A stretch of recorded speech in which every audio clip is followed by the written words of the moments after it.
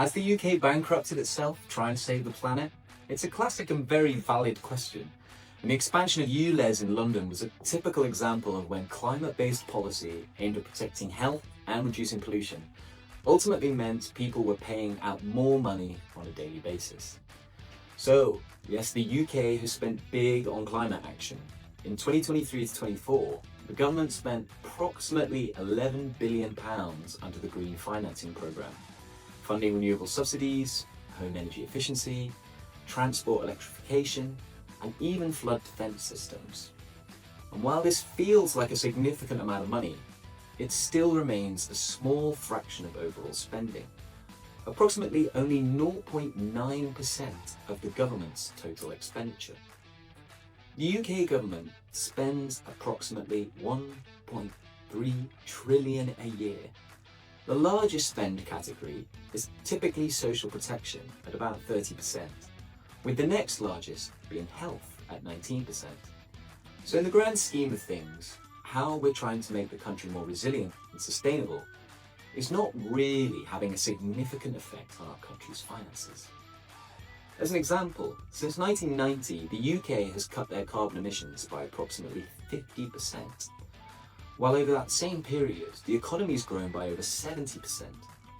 That's proof that you can decarbonise and stay competitive at the same time.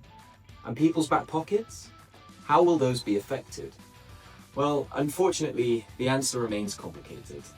In the short term, households could feel a pinch, particularly if taxes or fossil fuel prices increase.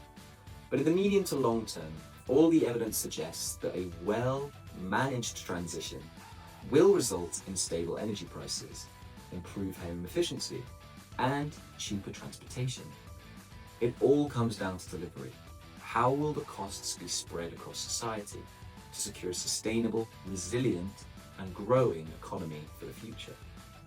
The trickiest part, and the difficult bit to visualise, is that failing to act could cost far more.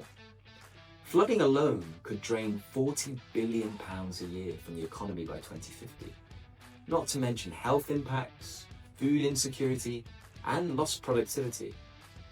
So no, the UK hasn't bankrupted itself due to climate change.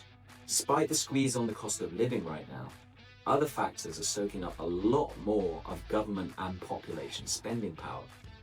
And while things do feel overwhelming and a bit mental right now, it's important we try to maintain people's quality of life and spending power, whilst protecting the planet for future generations.